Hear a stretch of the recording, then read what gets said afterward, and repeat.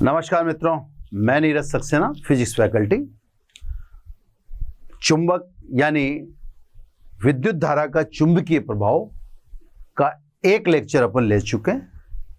प्रारंभिक लेक्चर में अपन ने केवल ये सिद्ध होता हुआ देखा है कि चालक में धारा प्रवाहित करने से उसके चारों ओर चुंबकीय क्षेत्र उत्पन्न होता है।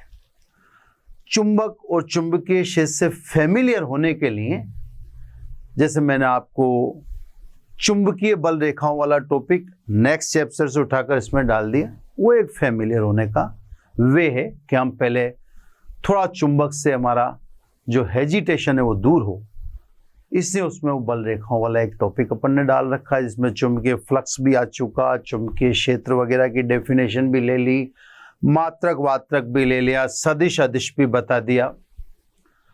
तो सब मोटे तौर पर देखें तो हमने प्रारंभिक प्रस्तावना में यह सिद्ध किया है कि धारा प्रवाहित होने से चुंबकीय क्षेत्र उत्पन्न होता है, और चुंबकीय क्षेत्र क्या होता है उसको बल रेखाओं से थोड़ा सा समझाने का हमने प्रयास किया। ये बात भी लगातार जारी रहेगी कि चुंबक जब तक पढ़ेंगे अपन तो स्थिर विद्युत की बीच बीच में आती रहेगी, उससे आप टेंशन में ना आए। वो दोनों के अंदर तुल्यता बहुत ज्यादा है। चलो सब, अब आज अपना काम जो है वो है धारा प्रवाह के कारण या चालक में धारा प्रवाह के कारण उत्पन्न चुंबकीय क्षेत्र का कैलकुलेशन करना, फिर उसके बाद दिशा ज्ञात करना। तो आज के लेक्चर में कमोबेश ये दो बातें बिल्कुल क्लियर कर दी जाएंगी कि धारा प्रवाहित करने से उत्पन्न चुंबकीय क्षेत्र की गणना कैसे की जावे और इस चुंबकीय क्षेत्र की दिशा कैसे ज्ञात करें। तो सब पहला काम करते हैं अपन, धारावाही चालक के कारण चुंबकीय क्षेत्र की गणना। इसके लिए अपने को पढ़ना पड़ता है बायो तथा सावर्त का नियम। दो अलग अलग साइंटिस्ट हैं ये, बायो सावर्त का नियम है ना। मोटिव उद्देश्य आप क्लियर रखें, चुंबक में कहीं भी कंफ्यूज नहीं होना है। उद्देश्य क्लियर है कि हमें चुंबकीय क्षेत्र की गणना करनी है। उसके लिए हम इंट्रोड्यूस कर रहे हैं बायो सावर्त का नियम। बिल्कुल क्लियर है ना। मैं थोड़ा सा बिगिनिंग जो शुरू वाले लेक्चर है उनको कंफर्ट लेने की कोशिश करूंगा ना, ताकि अपने को दिक्कत नहीं हो। ये एक चालक है सर, जिसमें हमने धारा प्रवाहित कर रखी है। थोड़ा एक दो कलर अलग अलग ले लेना चाहिए, अच्छा लगता है और थोड़ा इंटरेस्ट आता है बात में। ये धारा मैंने दिखा दी चालक में, आई धारा दिखा दी। इसका एक अल्पांश दिखा रहा हूं, इस अल्पांश की लंबाई आप डीएल से रिप्रेजेंट कर दो या डीएल द्वारा दर्शा दो, है ना। आपका जो ऑब्जर्वेशन पॉइंट है जहां पर आपको चुंबकीय क्षेत्र की गणना करनी है, यह दिखा दिया मैंने बिंदु P, जो अल्पांश से r दूरी पर है। अल्पांश और बिंदु P को मिलाने वाली रेखा के मध्य कोण थीटा है। तो सिचुएशन मैंने आपको समझा दी। एक चालक है जिसमें धारा प्रवाहित है, तो चालक को अब धारावाही चालक बोले, अलग अलग दो वर्ड बोलेंगे, उससे कोई तंत्र होने वाला नहीं है। तो आज के बाद अपन धारा प्रवाह होने वाले चालक को धारावाही चालक बोल दिया करेंगे, ठीक है। उसके कारण ऑब्जर्वेशन पॉइंट यानी प्रेक्षण बिंदु P पर आपको चुंबकीय क्षेत्र की गणना करनी है। उसके लिए आपने एक अल्पांश दिखा दिया, छोटा सा टुकड़ा तार का या धारावाही चालक का, जिसकी लंबाई डीएल से आपने बता दी। प्रेक्षण बिंदु की दूरी आप स्मॉल r से रिप्रेजेंट कर रहे हो, और अल्पांश व बिंदु को मिलाने वाली जो रेखा है उसके बीच का कोण आप थीटा से दर्शा रहे हो, यानी जो चित्र में है। ऐसा इसलिए समझा रहा हूं मैं बच्चों आपको कि आप किसी सिद्धांत को, किसी नियम को जिस चित्र से दर्शाते हैं फिर आपको ध्यान रखना पड़ता है कि जो मैंने ये नियम बनाया या जो मैंने सूत्र बनाया उसमें कौन सी चीज क्या क्या ली थी, क्योंकि आप उसकी जब एप्लीकेशन करेंगे, जब उसके अनुप्रयोग करेंगे तो नियम हूबहू उतरेगा। जैसे मान लो यहां अल्पांश मान लिया आपने, जहां धारा बह रही है, तो अनुप्रयोग में भी जहां धारा बह रही होगी वहीं अल्पांश लेना पड़ेगा। प्रेक्षण बिंदु की दूरी को आप यहां आर कह रहे हो तो ये फॉर्मूले में आ जाएगी। इसका मतलब जब आप अनुप्रयोग करोगे तो प्रेक्षण बिंदु की दूरी वहां भी स्मॉल आर से दर्शाओगे। तो कहने का मतलब जब कोई सिद्धांत बनता हो, नियम बनता हो, नियम बताया जाता हो, तो उस समय आप उसके चित्रण पर विशेष ध्यान रखा करें, क्योंकि उसके अनुप्रयोग में हूबहू नकल करनी पड़ती है ना। बायो तथा सावर्त के अनुसार धारावाही चालक पर लिए गए अल्पांश के कारण प्रेक्षण बिंदु P पर चुंबकीय क्षेत्र, नंबर 1 अल्पांश के कारण चुंबकीय क्षेत्र। नंबर 1 अल्पांश लंबाई के अनुक्रमानुपाती dl, अल्पांश के कारण प्रेक्षण बिंदु पर चुंबकीय क्षेत्र dB चालक में प्रवाहित धारा के अनुक्रमानुपाती, अल्पांश के कारण प्रेक्षण बिंदु पर चुंबकीय क्षेत्र अल्पांश व बिंदु को मिलाने वाली रेखा के मध्य कोण थीटा की ज्या यानी साइन थीटा के अनुक्रमानुपाती व अल्पांश के कारण प्रेक्षण बिंदु पर चुंबकीय क्षेत्र dB प्रेक्षण बिंदु की दूरी के वर्ग के व्युत्क्रमानुपाती होता है।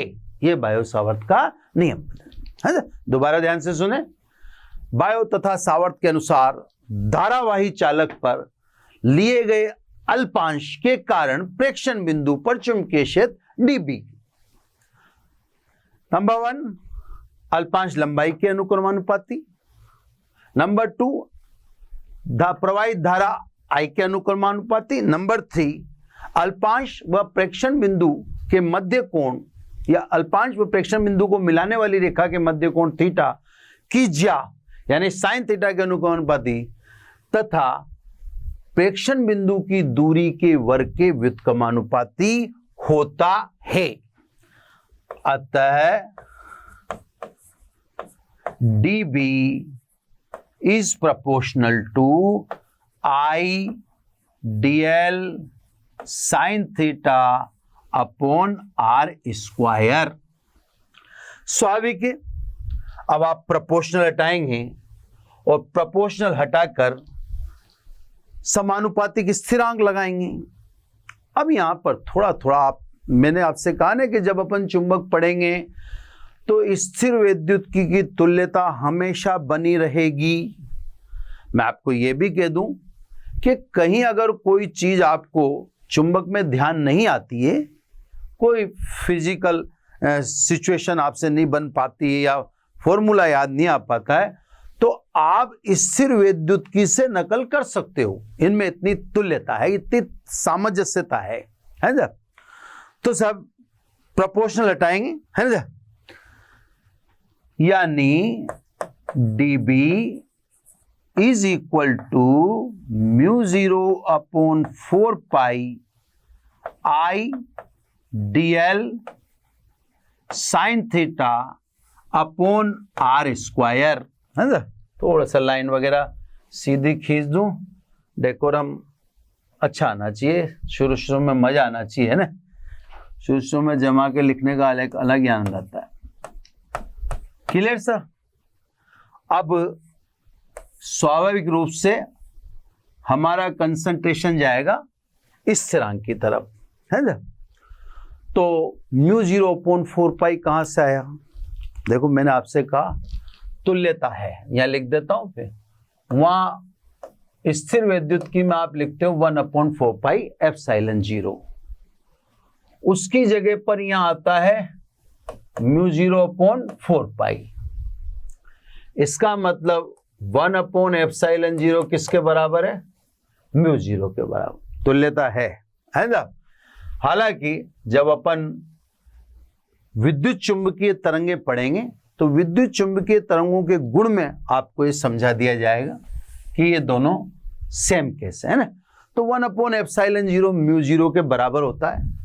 इससे अब आप समझ गए होंगे कि जब स्थिर विद्युत में आप लिखते हो 1/4πε0 तो 1/4πε0 की जगह यहां क्या लिख देते हैं? म्यू 0। तो कांस्टेंट वैसे के वैसे ही रहेंगे, है ना। मैंने आपसे बच्चों पहले लेक्चर में भी कहा था कि मैं बार बार स्थिर विद्युत की बोलूं तो इरिटेट मत होइएगा, उसको ध्यान से लीजिएगा, वो चीज है ना। तो सब अब म्यू 0 क्या चीज है उसके बारे में बात करें तो म्यू नॉट या म्यू 0 है ना। हम हिंदी मीडियम के इसको म्यू 0 बोलते हैं, वैसे होना ये म्यू 0 नॉट चाहिए, ठीक है। म्यू 0 वही चीज है जो आपने स्थिर विद्युत की में ε0 के लिए पढ़ी। क्या है साहब? ये निर्वात की चुंबकशीलता या आप इसको कह दो पारगम्यता। जैसे अपन ε0 को कहते थे निर्वात ओब्लिक वायु की विद्युतशीलता, यह भी निर्वात ओब्लिक वायु भी लिख दो, कोई दिक्कत वाली बात नहीं है ना। निर्वात ओब्लिक वायु की चुंबकशीलता या चुंबकीय पारगम्यता है। तो म्यू 0 और ε0 दोनों एक जैसी चीज है। ε0 निर्वात ओब्लिक वायु की विद्युतशीलता, म्यू 0 निर्वात ओब्लिक वायु की चुंबकशीलता। पारगम्यता उसे इसलिए कहते हैं कि यहां पारगम्यता पदार्थ में से चुंबकीय बल रेखाओं के गुजरने में दी जाने वाली सरलता को दर्शाते हैं, या पारगम्यता यह दर्शाती है कि चुंबकीय बल रेखाएं पदार्थ में से कितनी सरलता से गुजर सकती हैं। जिसकी चुंबकीय पारगम्यता जितनी ज्यादा, उसमें से गुजरने वाली बल रेखाओं की संख्या उतनी अधिक होगी। ऐसे समझ लीजिए कि लोह चुंबकीय पदार्थ या लोहे, आप लोह चुंबकीय छोड़ो, लोहे की चुंबकीय पारगम्यता उच्च होने के कारण लोहे में से गुजरने वाली चुंबकीय बल रेखाओं की संख्या वायु की तुलना में ज्यादा होती है ना। तो सबकी चुंबकीय पारगम्यता अलग अलग है। चुंबकीय पारगम्यता वह भौतिक राशि है जो पदार्थ में से चुंबकीय बल रेखाओं के गुजरने की सरलता को दर्शाती है। जिस पदार्थ में से चुंबकीय बल रेखाएं जितनी सरलता से गुजर पाएंगी उसकी चुंबकीय पारगम्यता उतनी उच्च होगी, अर्थात जिसकी चुंबकीय पारगम्यता उच्च है उसमें से गुजरने वाली चुंबकीय बल रेखाओं की संख्या उतनी ही अधिक होगी। जिसका मैंने एक आपको सिंपल सा एग्जाम्पल बताया कि लोहा अगर हम कहीं रख देंगे तो लोहे में से गुजरने वाली चुंबकीय बल रेखाओं की संख्या वायु की तुलना में अधिक होगी, क्योंकि लोहे की चुंबकीय पारगम्यता ज्यादा है। क्लियर सब, है ना। तो सब ये अब इस पे इतना डिस्कस कर लिया है कि अब आप इसको समझ गए होंगे, है ना। इसकी वैल्यू म्यू 0 की वैल्यू होती है 4π × 10⁻⁻7 यूनिट में बता देता हूं आपको। इसका मात्रक है वेबर प्रति एम्पियर इंटू मीटर। यह ध्यान रखें आप कि वेबर प्रति एम्पियर को हेनरी बोलते हैं, इसलिए आप इसे हेनरी प्रति मीटर भी बोल सकते हैं, क्योंकि वेबर प्रति एम्पियर क्या कहलाता है? वेबर प्रति एम्पियर कहलाता है हेनरी। क्लियर? या अगर नंबर में लिखना चाहें तो 4π, पाई का मतलब 3.14, 3.14 को 4 से गुणा करेंगे तो आ जाएगा 12.56 इंटू 10⁻⁻7 हेनरी प्रति मीटर है ना। तो μ0 निर्वात ऑब्लिक वायु की चुंबकशीलता यानी पारगम्यता है, जिसका मान कितना होता है वो आपको लिख ही दिया। इसका मात्रक विशेष रूप से याद रखें। चुंबक में भी मात्रकों का गेम है। जैसे मान लीजिए आपने 11th पढ़ा, तो 11th में जब थर्मोडायनामिक्स वाला पोर्शन पढ़ते हो आप, तो थर्मोडायनामिक्स आपसे अच्छी तब चल पाएगी जब आपका मात्रकों पर कमांड हो। एग्जैक्टली आप चुंबक में भी मात्रकों का विशेष रूप से ध्यान रखें। विमा भी आप निकाल लें, इनकी विमा वगैरह भी निकालने में कोई दिक्कत नहीं होनी चाहिए आपको। तो ये μ0 की अपन ने वैल्यू दर्शा दी। आता है μ0 अपॉन 4 पाई, क्योंकि आपको तो कांस्टेंट कौन सा है, μ0 अपॉन 4 पाई। तो μ0 अपॉन 4 पाई बराबर क्या लिखेंगे आप, 10⁻⁻7 वेबर प्रति एम्पियर इंटू मीटर। ये मात्रक बार बार लिख के आपके सामने याद कराने की कोशिश की जा रही है। ये तो हो गया साहब बायो सावर्त का नियम। कोई भी धारावाही चालक है, अगर आपको उस धारावाही चालक के कारण चुंबकीय क्षेत्र की गणना करनी है कि कितना चुंबकीय क्षेत्र है, तो आप इस बायो सावर्त के नियम से आराम से करें। एग्जाम में बायो सावर्त का नियम आता है, आप समीकरण 1 पे ले जाके खत्म कर दीजिएगा, आगे ले जाने की जरूरत नहीं है। समीकरण 1 पर बायो सावर्त का नियम खत्म हो जाता है। लैंग्वेज देने की कोई जरूरत नहीं है, एक चित्र बना दें और ये सामने लिख रहा है ये लिख दें। बाकी μ0 को मैंने विस्तार से समझा ही दिया, और जहां समझ में मुझे नहीं आएगा या आपको नहीं आए, उस समय आप किसका इस्तेमाल करें, स्थिर वैद्युतिकी का। वो बार बार मैं बोलता रहूँगा। कुछ चीज़ें हैं जो लेक्चर बोलते हैं, उनका तकिया कलाम होता है। जैसे मेरे को भी लगता है इसमें ये बात ध्यान रखना है, तो मैं उसको उस लेक्चर के दौरान बार बार बोलता रहूँगा। अगले लेक्चर में जरूरी नहीं है, अगले लेक्चर में अगली चीज़ को पकड़ते हैं। तो सबका अपना अपना तरीका है। अब सब इससे संबंधित छोटी छोटी बातें तो करनी ही पड़ेंगी अपने को, तो अब छोटी छोटी बातों को मैं अलग से ले लेता हूं। पहली बात है ना, अभी तो आपने अल्पांश के कारण कहा। अगर मान लो संपूर्ण धारावाही चालक के लिए बात करें तो सब संपूर्ण धारावाही चालक के लिए है ना, चालक के लिए तो साहब एक से ही कर दें। अगर आप संपूर्ण धारावाही के लिए करेंगे तो या तो आप समेशन का इस्तेमाल कर लें या समाकलन का, है ना। बाकी तो नियम आपको अभी पद पढ़ाई है, μ0 upon 4 pi I dl sin theta upon r square. तो सब आपने जब अभी निकाला था तो ये जो निकाला ये अल्पांश के कारण है ना।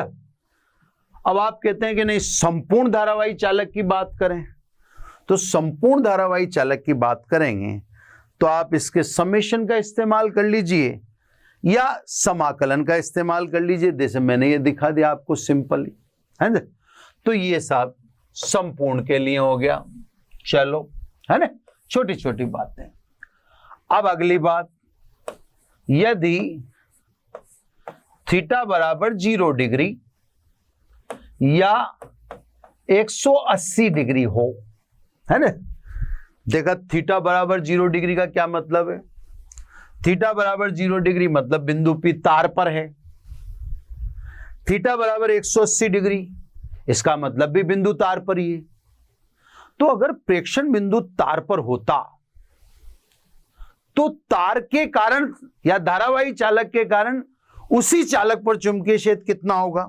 चलो साहब देख लेते हैं, है ना। तो थीटा बराबर 0 डिग्री या थीटा बराबर 180 डिग्री, तो साइन थीटा ऑलवेज भी इक्वल टू 0। इन मानों पर साइन की वैल्यू 0 होती है, एक से। अब बायो सावर्त के नियम में तो साइन है, चाहे आप एक में देख लें, वो बार बार दिखाते चलूंगा। क्योंकि साइन थीटा 0 हो गया तो स्वाभाविक है अब चुंबकीय क्षेत्र क्या आ जाएगा, 0। तो साहब फिर मेरे को स्थिर विद्युत की बोलना पड़ता है ना।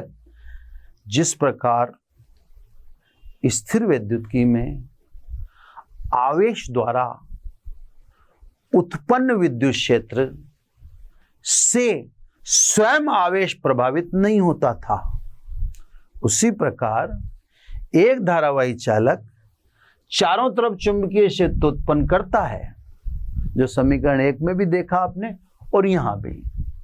चालक अपने चारों ओर चुंबकीय क्षेत्र उत्पन्न करता है, उसमें कोई दो राय नहीं है, लेकिन उस पर खुद पर कोई चुंबकीय क्षेत्र नहीं होता। उस पर खुद पर चुंबकीय क्षेत्र कितना निकला? 0। तो धारावाही चालक के कारण उसके चारों ओर चुंबकीय क्षेत्र उत्पन्न होता है, जो अपन समीकरण 1 से ही बता चुके और यहां भी बता चुके। लेकिन उसी के कारण उसी पर चुंबकीय क्षेत्र अगर आप पूछोगे तो उसके कारण उस पर खुद पर चुंबकीय क्षेत्र 0 होता है, यानी खुद पर कोई चुंबकीय क्षेत्र नहीं होता है ना। खुद पर नहीं होगा, भले उसके कारण अन्य पर होगा, चारों तरफ तो है पर खुद पर 0। चलो साहब, अब तीसरी और महत्वपूर्ण बात, अब अपन दिशा की बात करेंगे। हमने पिछले लेक्चर में बात कर ली है धारा के कारण चुंबकीय क्षेत्र उत्पन्न होता है।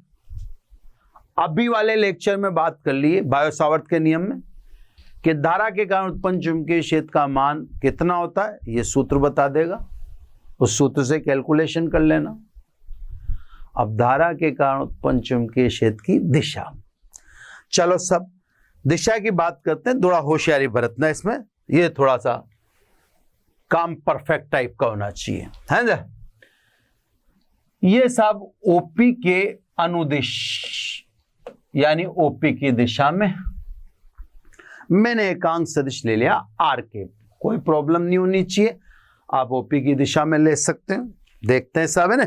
अब मैं थोड़ा सा उधर थोड़ा इधर बार बार आना पड़ेगा, 2 बार, है ना। तो यदि ओपी के अनुदिश एकांक सदिश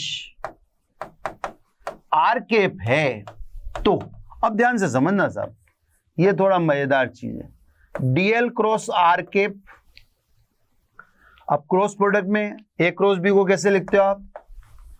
ए मॉडुलस ऑफ ए, तो यहां modulus of dl, modulus of B, तो यहां मॉडुलस ऑफ आर केप। दोनों के बीच कोण थीटा की जा, तो वास्तव में यहां भी अगर आप देखें तो ये रहा डीएल, ये रहा आर केप, इन दोनों के बीच कोण थीटा ही है ना। उसकी ज्या यानी साइन थीटा ले लिया आपने। अब मॉडुलस ऑफ डीएल, डीएल का परिमाण डीएल है ना। आर केप वह सदिश जिसका परिमाण 1 होता हो उसे इकाई सदिश कहते हैं, तो इसका परिमाण 1 साइन थीटा। इसका मतलब यह हुआ सीधा सा कि डीएल साइन थीटा की जगह मैं क्या लिख सकता हूं? Dl cross r cap. ये देखो सब, डीएल साइन थीटा की जगह हम क्या लिख सकते हैं? Dl cross r cap. तो सब बाई इक्वेशन 1, है ना। वहां डी भी लिख रखा है, सदिश रूप है, बी की जगह डी भी। समाकलन नहीं लिखे, देखो आप ले जाता हूं मैं उधर एक बार, बाकी समझ जाओ उससे। ये देखो डी बी, बस समाकलन नहीं लगाना, बाकी वही लिखना है जो उधर लिख रहा है। अब देखो ध्यान से देखो, म्यू 0/4 पाई, म्यू 0/4 पाई, बहुत ध्यान से। आई को दिशा से कोई लेना देना नहीं, आई इधर ले आता हूं। अब आ जाओ, डीएल साइन थीटा को क्या लिख दो? Dl cross r cap. ये लिख दो dl cross r cap upon r square, upon r square. Clear है सब, है ना। आपके सामने बोर्ड पे ये तो एकांक सदिश किससे कहते हैं? What is unit vector?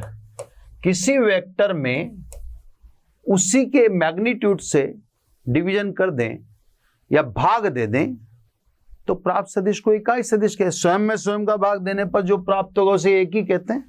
तो यहां भी यही कह रहे हैं कि स्वयं सदिश में स्वयं के ही परिमाण का भाग दिया तो प्राप्त सदिश एकांक सदिश कहलाए। रखो सब वहां पे, ये थोड़ा इसको इधर कर दो ना। तो सब इसलिए डी भी है ना, एक मिनट, बस कहीं मैं चाहता नहीं हूं कि किसी प्रकार की कोई भी गड़बड़ हो। डीबी है ना, डीबी म्यू0 आई, देखो साहब बड़ा ध्यान से समझना है। म्यू0 आई अपॉन 4 पाई। इस आर कैप की जगह मैं सदिश आर लिखने जा रहा हूं, फिर एक आर और आ जाएगा नीचे। तो देखो क्या लिख रहा हूं, डीएल, ये वेक्टर आर, अब एक आर और नीचे आया तो आर स्क्वायर था इसे, अब नीचे कितना हो गया आर क्यूब। क्लियर? तो सब अभी मैं पहले इसको बॉक्स में कर दूं, फिर अपन इस पर चर्चा करेंगे, है ना साहब। ये सब सदिश रूप, अब इसके मायने समझेंगे और फिर इससे आगे जाए। आपको मैंने सदिश की बात पहले भी कभी आई होगी तो समझा रखा है। अगर सदिश गुणनफल है तो हमेशा ध्यान रखना, गुणनफल मैं इधर अलग से समझाता हूं, पहले यहां समझाता हूं ना, ए क्रॉस बी बराबर सी, है ना। हमेशा ऐसा मैं कोशिश करूंगा आपको समझाने की, एक नहीं 10 बार तो समझ में आएगा। गुणनफल कौन है? सी। ए क्या है? गुणज। बी क्या है? गुणज। फल कौन है? सी। सदिश गुणनफल मतलब सी की दिशा गुणजों के तल, गुणज कौन कौन है? ए और बी, गुणजों के तल के लंबवत होती है। अगर ये गुणज ए और बी इस तल में हैं, ये जो हाथ चला रहा हूं मैं, तो सी इस तल के लंबवत या तो ऊपर होगा या इस तल के लंबवत नीचे होगा, लेकिन सी इस तल में हो ही नहीं सकता। दोबारा, गुणज सी की दिशा सदैव, गुणनफल सी की दिशा सदैव गुणजों के तल के लंबवत होती है। अगर ये बोर्ड है, ए और बी इस बोर्ड पर हैं, तो सी कहां होगा? इस बोर्ड के तल के लंबवत। क्लियर? अब आ जाओ, डीबी गुणनफल है। गुणज कौन कौन है? डीएल और आर, ये दोनों गुणज हैं। Clear sir? तो सदिश गुणनफल की दिशा, तो गुणनफल की दिशा डीबी, डीएल व आर के तल के लंबवत होगी। अब आप इधर की तरफ यहां चित्र में देखिए, आप जो मैं आपको दिखाता हूं, इस चित्र में देखेंगे तो डीएल बोर्ड पर है, आर बोर्ड पर है ना। अब डीबी यानी चुंबकीय क्षेत्र की दिशा इस बोर्ड के तल के लंबवत होगी, इस बोर्ड के तल के लंबवत होगी। अब यहां पर एक थोड़ा सा आपके दिमाग में एक प्रॉब्लम आएगी और आनी भी चाहिए। ठीक है साहब, एक बार मैं पहले वापस आपको उधर ले जाता हूं, है ना। डीबी गुणनफल है, डीएल और आर गुणज हैं। गुणनफल की दिशा गुणजों के तल के लंबवत होती है ना। ये गुणज हैं, ये दोनों जिस तल में होंगे उसके लंबवत किसकी दिशा होगी? डीबी की। वापिस आ जाओ, मैंने आपको दिखाया कि डीबी, डीएल बोर्ड पर है, आर बोर्ड पर है, तो डीबी की दिशा यानी चुंबकीय क्षेत्र की दिशा बोर्ड के तल के लंबवत। ठीक है। अब यहां पर एक बात को ध्यान से सुनिएगा, बोर्ड के तल के लंबवत तो बोर्ड के तल के लंबवत बाहर या बोर्ड के तल के लंबवत अंदर, यानी अभी भी शंका समाधान हुआ नहीं है। ये तो कह दिया था आप डीबी की दिशा डीएल और आर के तल के लंबवत होगी, लेकिन अब आपका कितने चांस हैं भाई? लंबवत होगी तो ये भी लंबवत ही है और ये भी लंबवत ही है ना? तो लंबवत में भी कितने ऑप्शन आ गए? 2 ऑप्शन आ गए। इन 2 में से कौन सा एक सही है, इसका पता लगाना है। तो अब साहब आ जाओ चुंबकीय क्षेत्र की दिशा, है ना? अब उस पर फोकस आते हैं। क्या जानना है आपको कि इन 2 में भी बोर्ड के तल के लंबवत बाहर या अंदर, इनमें से कौन सा सही है, इसका पता कैसे करें, है ना? तो साहब अब मैं पेज चेंज करके आपको विस्तार से समझाता हूं, है ना? चुंबकीय क्षेत्र की दिशा निम्न 3 नियमों से ज्ञात कर सकते हैं, है ना? पहला नियम है चुंबकीय क्षेत्र की दिशा ज्ञात करने का मैक्सवेल का दक्षिणावर्ती पैच का नियम। एक तो यह है सब, है ना? 2 में से एक सिलेक्शन कर लें। दूसरा, दाएं हाथ के अंगूठे का नियम, ये दूसरा है। सी, दाएं हाथ की हथेली का नियम। ठीक है साहब?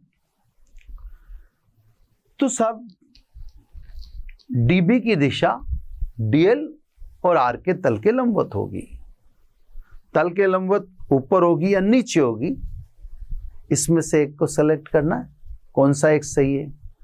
तो अब आ जाओ साहब, इस एक को सेलेक्ट या चुंबकीय क्षेत्र की दिशा ज्ञात करने के लिए हम इन 3 नियमों का इस्तेमाल कर सकते हैं। देखो बच्चों, मैं आपको बहुत ध्यान से बता दूं, इसमें बेटर है कोई एक नियम पकड़ लेना। लेक्चरर जो है, जो हम लोग हैं, हम लोगों की तो बहुत प्रैक्टिस हो चुकी होती है, इससे हम लोगों के लिए ये टास्क कठिन नहीं है। हालांकि हमें भी कंफ्यूजन हो जाता है, उसमें कोई नई बात नहीं है, लेकिन फिर भी आपसे ज्यादा अभ्यास होने के कारण हमें चुंबकीय क्षेत्र की दिशा देखने में इतनी तकलीफ नहीं होती। आप इन 3 नियमों को समझ नहीं पाएंगे, आपसे मिस्टेक हो जाएगी। तो मैं आपको पहले सेकंड और थर्ड, क्योंकि फर्स्ट और सेकंड तो एक ही चीज है, ए और बी तो एक ही चीज है, ए और बी में अंतर नहीं है ना? तो उनको एक ही मानता हूं मैं, है ना? तो आप ए को तो उड़ा ही दीजिए, मैक्सवेल का दक्षिणावर्ती पेंच का नियम तो छोड़ ही दीजिए। अब आपके पास 2 ही ऑप्शन है, दाएं हाथ के अंगूठे का नियम और दाएं हाथ की हथेली का नियम, है ना?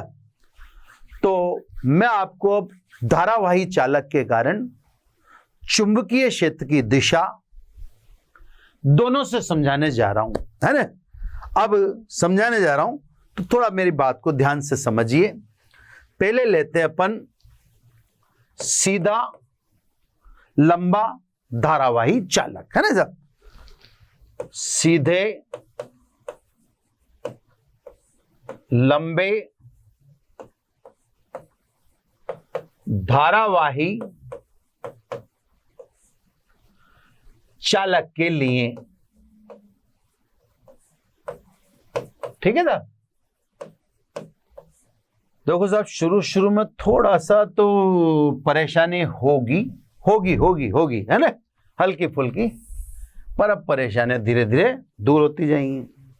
सीधे लंबे धारावाही चालक के लिए, है ना, तो ये सब सीधा लंबा धारावाही चालक बना दे। थोड़ा डेकोरेशन के मूड में थोड़ा सा इसको मैंने नलिका की तरह दिखा, ट्यूब की तरह। आप ट्यूब व्यूब न समझे साहब, आप तो चालक ही समझे। ये सीधा लंबा धारावाही चालक है ना। अब क्या है, डेकोरम देने से बच्चे को थोड़ा सा मजा आता है, इसलिए यूं, है ना। ये सब धारा की दिशा दिखा दी, ये धारा की दिशा दिखा दी, है ना, कलर भी चेंज करते जाएंगे। अब सीधे लंबे धारावाही चालक के चारों ओर चुंबकीय क्षेत्र की दिशा आपको जाननी है ना। पहले मैं समझाता हूं दाएं हाथ के अंगूठे का नियम से। दाएं हाथ के अंगूठे का नियम चुंबकीय क्षेत्र की दिशा को कैसे बताता है, फुर्सत में समझिए, है ना। कोई भी चालक है जिसके कारण आपको चुंबकीय क्षेत्र की गणना करनी है, दिशा की गणना करनी।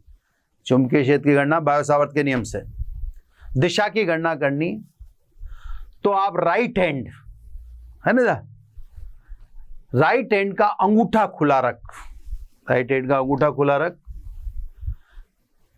चारों तरफ उंगलियां इससे मरोड़ दें या मोड़ दें जैसे आपने चालक को पकड़ रखा है, ठीक है साहब। इस सिचुएशन में अंगूठा चालक में धारा की दिशा को दर्शाता है और मुड़ी हुई उंगलियां चालक के तल के लंबवत चुंबकीय क्षेत्र को दर्शाती है। दोबारा ध्यान से समझे, कोई मेरे पास ऑब्जेक्ट थोड़ा मोटा ले लेता हूं मैं, है ना। दाएं हाथ के अंगूठे के नियम अनुसार राइट हैंड का अंगूठा खुला रख के आपको एक चालक इस प्रकार से पकड़ लेना है, जैसे यह अंगूठा खुला रख के उंगलियां मरोड़ के रखें, आपने जैसे किसी चालक को पकड़ रखा हो। क्लियर। अंगूठा चालक में प्रवाहित धारा की दिशा को दर्शाता है, मुड़ी हुई उंगलियां चालक के चारों ओर चुंबकीय क्षेत्र की दिशा को दर्शाती हैं। अब देखो सब, धारा की दिशा ऊपर है और ये उंगलियां मुड़ी हुई हैं, ये देखो, है ना, मुड़ी उंगलियां चालक के चारों ओर चुंबकीय क्षेत्र की दिशा को दर्शाती हैं। मैं अब आपको दिखाता हूं चुंबकीय क्षेत्र। ये चालक के चारों ओर चुंबकीय क्षेत्र सकेंद्रीय वृत्तों के रूप में, ये चालक के चारों ओर चुंबकीय क्षेत्र किसके रूप में, सकेंद्रीय। इधर अंगूठा धारा की दिशा और ये मुड़ी उंगलियां देखो, मुड़ी हुई उंगलियां चुंबकीय क्षेत्र। अब तीर लगाने वाला हूं, तीर ही फाइनल होगा, है ना, तो रंग चेंज कर लेता हूं, तीर से आपको कलर से समझ में आ जाए, है ना। तो ये मुड़ी उंगलियां चालक के चारों ओर चुंबकीय क्षेत्र, चुंबकीय क्षेत्र की दिशा मुड़ी उंगलियां दिशाएंगी। देखो साहब, ये मुड़ी उंगलियां अब इधर तो अंदर जा रही थी ना, अब इधर से देखो, इधर से बाहर आ रही थी, तो देखो बाहर आ रही थी, ठीक है, इधर से बाहर आ रही थी। यानी सीधे लंबे धारावाही चालक के चारों ओर चुंबकीय क्षेत्र चालक के तल के लंबवत सकेंद्रीय वृत्तों के रूप में होता है। दोबारा, सीधे लंबे धारावाही चालक के चारों ओर चुंबकीय क्षेत्र सकेंद्रीय वृत्तों के रूप में, ये देखो, सकेंद्रीय वृत्तों के रूप में चालक के तल के लंबवत होता है, चालक के तल के, या यूं कह दो बोर्ड के तल के लंबवत है, तो चालक बोर्ड पर है। क्लियर। अब इधर तो चुंबकीय क्षेत्र तल के लंबवत अंदर की ओर है, इधर देखें आप तो देखो, इधर बल रेखाएं कहां जा रही हैं, बल रेखाएं बोर्ड के तल के लंबवत अंदर, है ना, क्योंकि बल रेखाएं बल तल के लंबवत ही हैं। तो इधर चुंबकीय क्षेत्र तल के लंबवत अंदर की ओर, इधर तो ये, इधर देखें इधर बल रेखा है बोर्ड के तल के लंबवत बाहर की ओर, है ना। तो इधर चुंबकीय क्षेत्र तल के लंबवत बाहर की ओर, बाहर की ओर, है ना। तो सब चालक के इधर देखा तो बल रेखा है इधर से, और इधर देखा तो यूं, ये देखो, ये फिंगर देख लो मेरी, इधर बल रेखा है बाहर और इधर अंदर, है ना। अब ये तो बाहर अंदर, तो ये तो चुंबकीय क्षेत्र का रिप्रेजेंटेशन कैसे करें, तो आप ध्यान से समझना, बिल्कुल पेन चेंज करना जारी रहेगा। अगर बोर्ड के तल के लंबवत अंदर की ओर है, बोर्ड के तल के लंबवत अंदर की ओर है, तो उसे दर्शाना क्रॉस से, और बोर्ड के तल के लंबवत बाहर की ओर है तो इसे दर्शाना डॉट से, है ना। बोर्ड के तल के लंबवत बाहर, ये किससे, ये दर्शाएंगे डॉट से। बोर्ड के तल के लंबवत अंदर, ये किससे दर्शाएं, क्रॉस। जैसे आप यूं समझ लो, एक तांबे का तार लपेटो, रबर जिस पे लिपटा होता है ना तार पे, या अपने घरों में जो तार काम में लेते हैं तांबे का, उस पर रबर लिपटा हुआ होता है। अब आप उस तार को लिपेटोगे तो रबर के बीच में जब तार यूं आएगा बाहर की तरफ, तो रबर के बीच में तांबा चमकेगा, बाहर की तरफ आएगा, ऐसे तांबा चमकेगा। भाई अज्यूम कर रहे हो, थोड़ा सा अज्यूम करो, काल्पनिक तांबे जाना पड़ेगा आपको ना, थोड़ा सा सोचना पड़ेगा, हर चीज अपने सामने थोड़ी। तो अपन एक तांबे का जो रबर लिपटा हुआ तार, जो इंसुलेटेड वायर है, जो घरों में अपने काम आता है, उसको किसी पे लपेट रहे हैं, तो वो जब इधर से इधर दिखेगा आपको, यूं लपेटते हुए आएंगे, इधर दिखेगा तो उसमें तांबा बीचों बीच दिखेगा ना, बिंदु की तरह, तो बाहर की ओर डॉट, है ना। और इधर जाएगा तो कुछ भी नहीं दिखेगा, तांबा दिखेगा ही नहीं, उतार जा रहा है तो कुछ भी नहीं दिखेगा, मतलब क्रॉस, डॉट का अपोजिट है ये, है ना। तो साहब ये हो गया, किससे बता दिया मैंने आपको, ये दाएं हाथ के अंगूठे का नियम। मेरी थोड़ी सी आपसे सलाह है कि आप इस दूसरे यानी सी वाले को थोड़ा ध्यान से देखें। सी वाला आपको ज्यादा बेटर लग सकता है, मैं तो दोनों ही पढ़ा रहा हूं, पर मेरे को लगता है आपके लिए सी वाला ज्यादा इजी होगा, है ना। दाएं हाथ की हथेली का नियम यहां आप समझ गए। सीधे लंबे धारावाही चालक के चारों ओर चुंबकीय क्षेत्र या चुंबकीय क्षेत्र तल के लंबवत चुंबकीय बल रेखाओं से दर्शाया जाएगा, सकेंद्रीय वृत्त के रूप में, सकेंद्रीय वृत्त के रूप में, ठीक है। चलो अब बार बार नहीं कहता हूं, अब आ जाओ सब इसकी बात करें। ये तो अपन ने बी वाला लगा दिया, ये दाएं हाथ के अंगूठे का नियम लगा के दिखा दिया। अब दाएं हाथ की हथेली का नियम, तो इसी में अब सी वाला लगा के दिखाता हूं मैं आपको, है ना। अब सीधा लंबा चालक के छोटे छोटे बना लेते हैं दोनों, ये लो सब, धारा की दिशा वही रखते हैं, है ना, धारा की दिशा वही रख लेते हैं, बिल्कुल चीज वही आ जाएगी। अब अपने अपना कंफर्ट है, आपको जो लगता है कि मेरे को चुंबकीय क्षेत्र की दिशा जानने के लिए ये इजी लगता है तो आप उसका यूज करें, और ये इजी लगता है तो मैं बता ही रहा हूं, इसको बताने जा रहा हूं, है ना। दोनों में से जो आपको यूज सही लगेगा। अब जैसे इस ओर आपको चुंबकीय क्षेत्र की दिशा जाननी है, अपन पहले से जानते हैं, बोर्ड के तल के लंबवत अंदर की ओर, है ना, अपन पहले से जानते हैं, देखा। अब दाएं हाथ की हथेली का नियम, दाएं हाथ की हथेली का नियम कहता है राइट हैंड लीजिए, चारों उंगलियां और अंगूठा खोल लें, परस्पर एक दूसरे से 90 डिग्री पर इससे रखें, परपेंडिकुलर रखें, रख लिया। अंगूठा चालक में धारा की दिशा में दिखा दें, दिखा दिया अंगूठे को, अंगूठा चालक में धारा की दिशा में दिखा दिया। चारों उंगलियां प्रेक्षण बिंदु की ओर इंगित करेंगी, यानी प्रेक्षण बिंदु किधर है उधर इशारा करेंगी, कौन, ये चारों उंगलियां, तो इशारा करने वाली, है ना, ये इंगित करेंगी, दिखाती हैं कि साहब पी इधर है। तो चुंबकीय क्षेत्र हथेली से निकलने वाली लंबवत भुजा द्वारा दर्शाएंगे। ये देखें, है ना। दाएं हाथ की हथेली का नियम कहता है कि हाथ, राइट हैंड का अंगूठा और चारों उंगलियां इस तरह से खोल लें जो परपेंडिकुलर हो। क्लियर। अंगूठा धारा की दिशा में रख दें और चारों उंगलियां प्रेक्षण बिंदु की ओर झांकने दें। उनसे किसको इशारा करें? प्रेक्षण बिंदु की तरफ इशारा करें। तो हथेली से जो भुजा निकलती है वो चुंबकीय क्षेत्र की दिशा को दर्शाएगी। देख लो। क्लियर। ऊपर चारों उंगलियां पी की तरफ झांक रही हैं, चुंबकीय क्षेत्र तल के लंबवत अंदर की ओर, चुंबकीय क्षेत्र तल के लंबवत अंदर की ओर। निकल गई आराम से, कोई प्रॉब्लम ही नहीं। अब इधर आ जाओ, क्यू पर देखें साहब। अब अपने को इस तरफ पहले निकल रहा, इस तरफ पहले से आंसर है अपने सामने। क्या कहता है नियम? चारों मैं इधर उधर दिख जाएगा आपको। चलो मैं हाथ तो सामने रख देता हूं, मैं नहीं दिखूं कोई बात नहीं, चित्र दिखना चाहिए।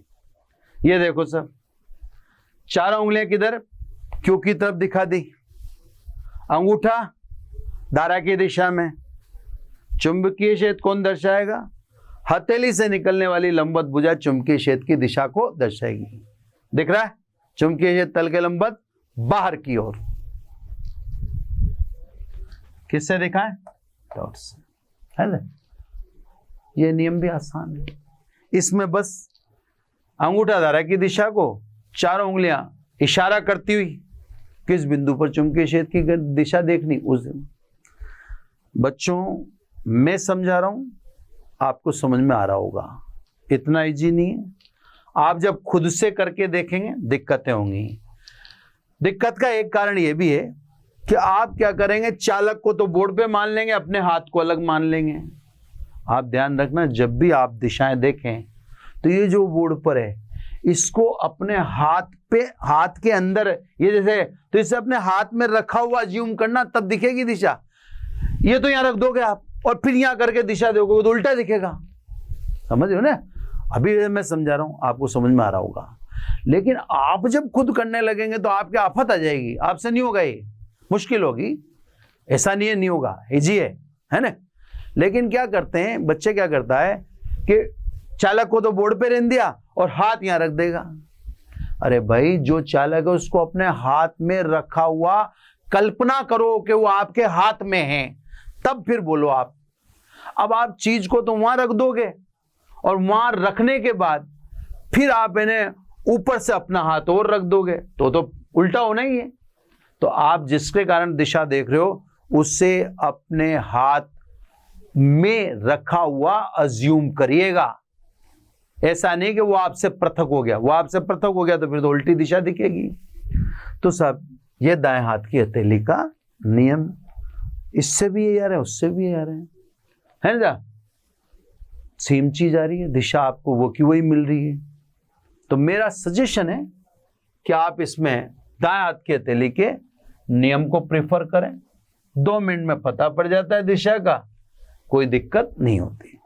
तो अगर सीधा लंबा धारावाही चालक होता तो बी और सी से आप दिशा कैसे ज्ञात करते, ये अपन ने बिल्कुल आपको सामने दिखा दिया। इधर भी दिखा दिया और इधर भी दिखा दिया। वो अब आपको निर्णय करना है कि मेरी अपनी सलाह मैंने दे ही दी, है ना। अब साहब अगली बात कि यदि मान लो सीधा लंबा धारावाही चालक नहीं होता, धारावाही चालक लूप के रूप में हो। लूप का मतलब बंद पथ, यानी प्रथम और अंतिम सिरा मिला दें, है ना। तो साहब वृत्ताकार लूप कर लेते हैं अपन, डायरेक्ट इधर उधर की बात क्यों करें।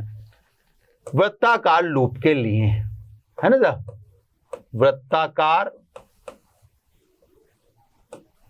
धारावाही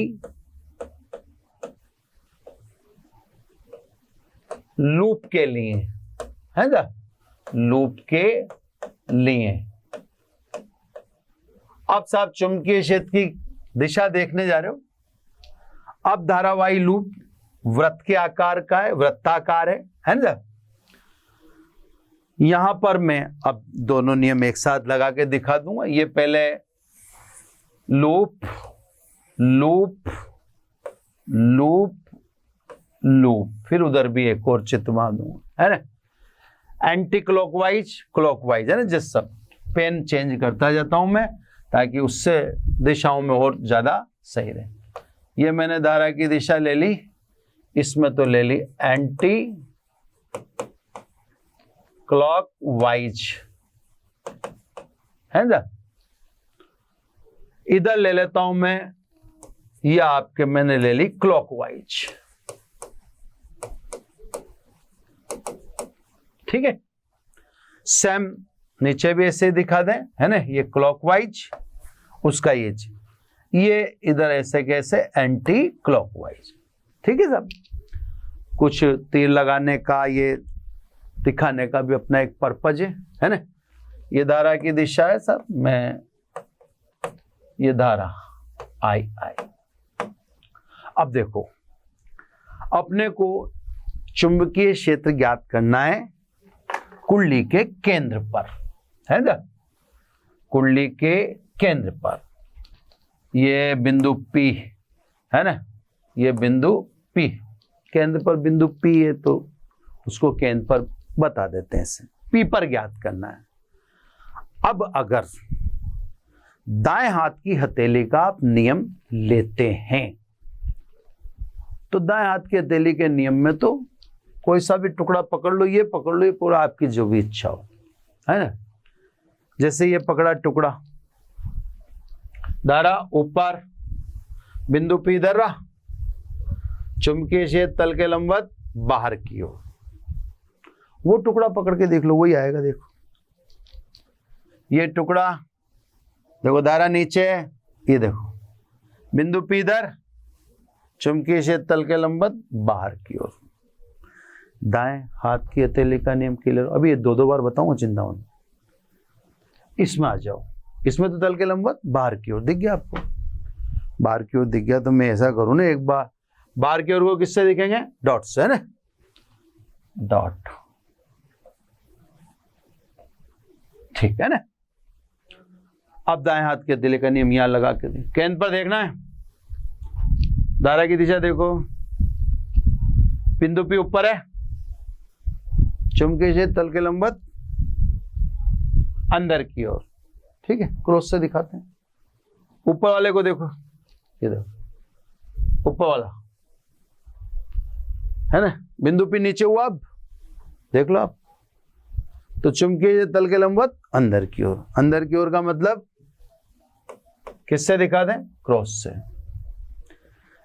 ये तो हुआ सब आपके चुंबकीय क्षेत्र की दिशा किससे दिखा दी मैंने, दाएं हाथ की हथेली के नियम से। दाएं हाथ की हथेली का नियम तो देखो बिल्कुल इजी है।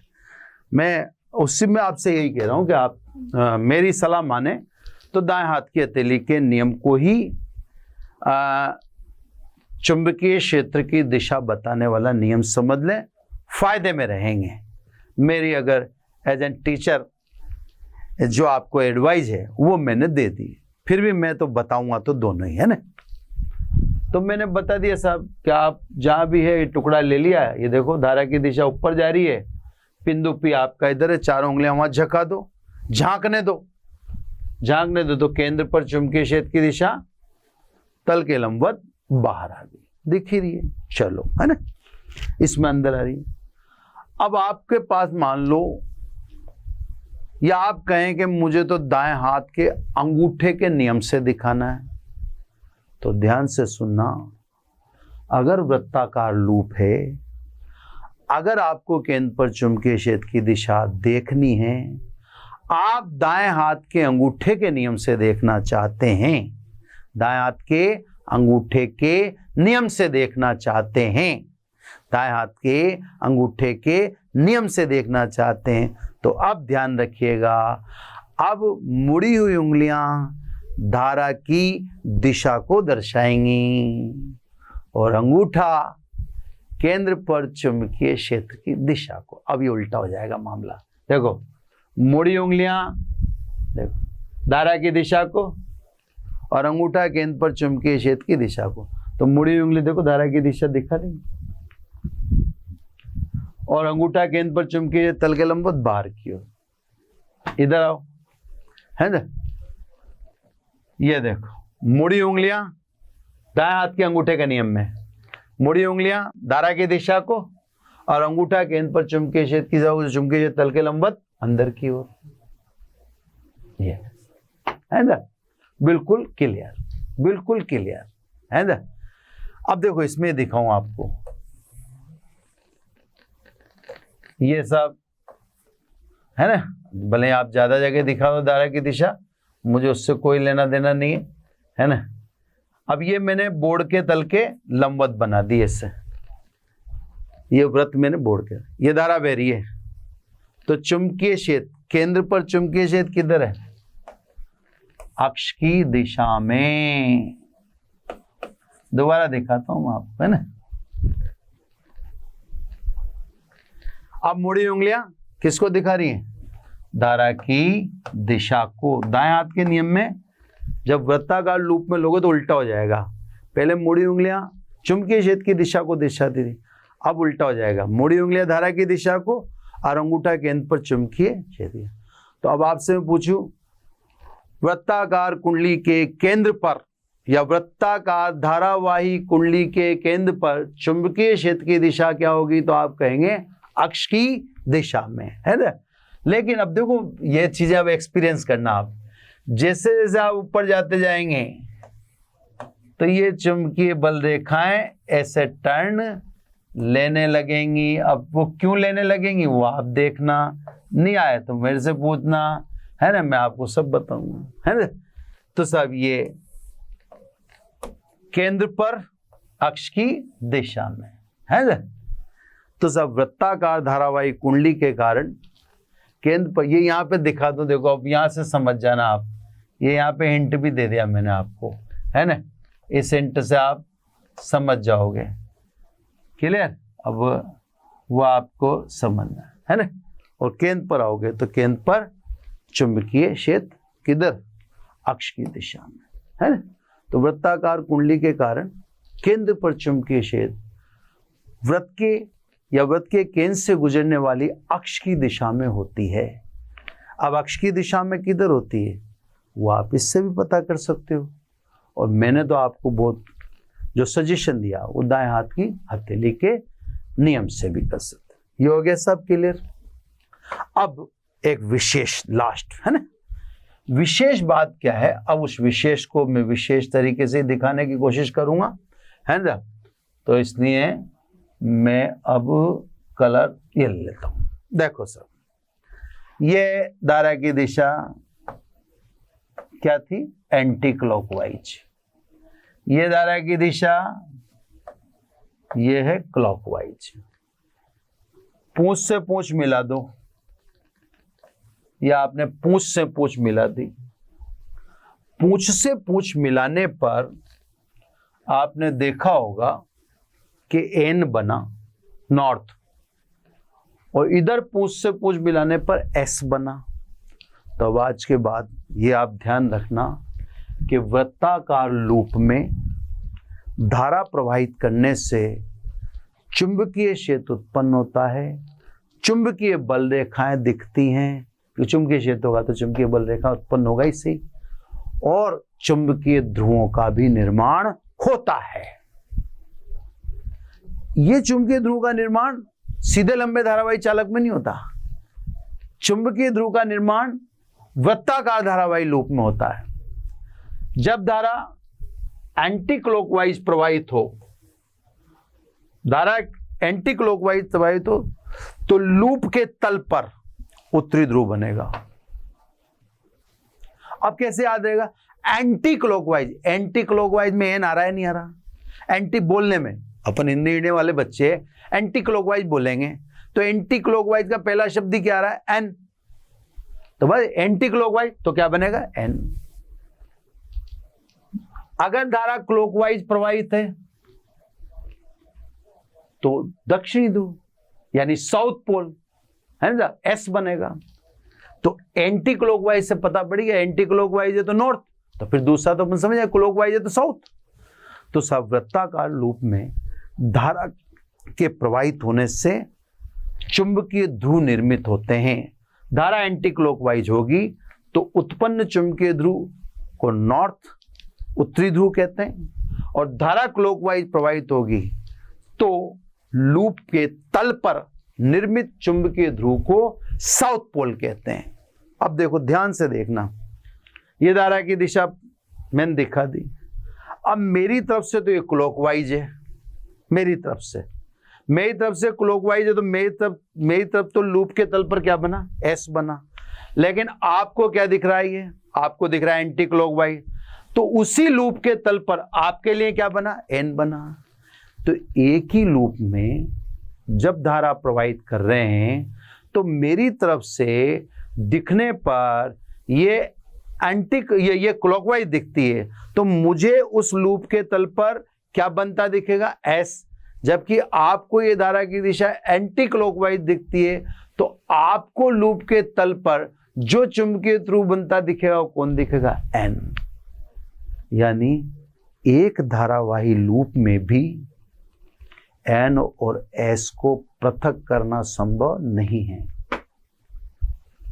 यानी एन और एस किसी भी कीमत पर अलग नहीं किए जा सकते हैं। एन और एस सदैव साथ ही रहते हैं। तभी तो मैंने दिखाया कि एक ही लूप है, मेरी तरफ से क्लॉकवाइज है तो मुझे तो उस लूप के तल पर एस बनता हुआ दिखेगा धारा की दिशा के अनुसार, और आपको उसी लूप के तल पर एन बनता हुआ दिखेगा, क्योंकि आपको ये धारा एंटी क्लॉकवाइज दिख रही है।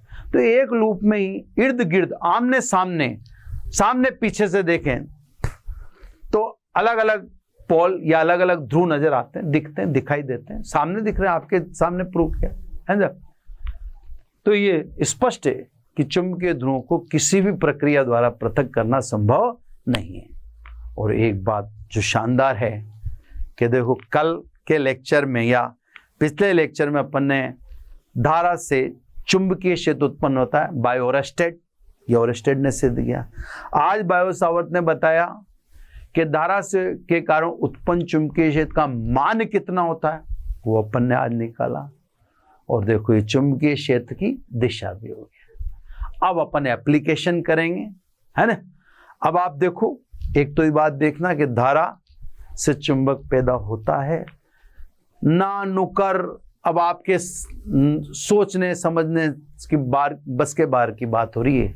अब होता है तो सामने सिद्ध होएगा। कल आपके सामने एप्लीकेशन निकाल के दिखा दें, आज चित्रों से सिद्ध करके दिखाया। देखो, एन बन गया, धारा से बनाए, तो धारा से चुंबक पैदा हो रहा है। ओरस्टेड ने भी यही क्लियर किया। आपको ओरस्टेड में अब आप सुई, जो कंपास में मैंने दिखाया था कि पहले वाले में तो कंपास की सुई एक का एन इधर गया था और सेकंड में इधर गया था। अब घर पे बैठ के देखना कि, क्योंकि अब चुंबकीय क्षेत्र की दिशा दिखा दी, कि पहले एन इधर क्यों गया था नंबर 1 सर्किट में, और दूसरे सर्किट में धारा की दिशा चेंज करते ही एन इधर क्यों गया था। सोचना, समझ में नहीं आया मैं बताऊंगा आपको अब, क्योंकि मैं धारा की दिशा का सारा डिटेल समझा चुका हूं। तो अब आपको मैं, क्योंकि अभी मेरे सामने वो चित्र है नहीं, अभी बिना चित्र के दिखाऊंगा, बखेड़ा हो जाएगा, सारा काम बिगड़ जाएगा, आपको कुछ भी समझ में आएगा, और वो जो चीजें बैठी हैं या आज जो बिठाई गई हैं वो भी बिगड़ जाएंगी, है ना। तो बस आप इतना भरोसा करें कि धारा चुंबक पैदा करती है और शानदार चुंबक पैदा करती है। और वैसा ही चुंबक जैसे आप स्पीकर के पीछे देखते हैं, या जो कभी आपके हाथ में आया हो, है ना, किसी भी रूप में, उन सबसे शानदार चुंबक धारा पैदा करती है। आज चित्रों से प्रमाणित किया है, गणितीय रूप से प्रमाणित करेंगे, उसका कैलकुलेशन करेंगे। तो बच्चों, आज इतना ही, है ना। बाकी नेक्स्ट लेक्चर में और एनर्जी से अपने को इन्वॉल्व होना है। चुंबक को अब अपने को थोड़ा सा एप्लीकेशन में और जान लगानी, फिर न्यूमेरिकल में अपन उतार ला देंगे, यानी समझा के पटक देंगे, है ना। Thank you very much. आशा करता हूं हमारे टॉप एजुकेटर का यह लेक्चर आपको पसंद आया होगा। अगर पसंद आया है तो वीडियो को लाइक करिए, चैनल को सब्सक्राइब करिए और शेयर भी करिए, क्योंकि ज्ञान बांटने से बढ़ता है और सही बताऊं तो पुण्य भी मिलता है। मुझे सुनने के लिए बहुत बहुत धन्यवाद। Thank you.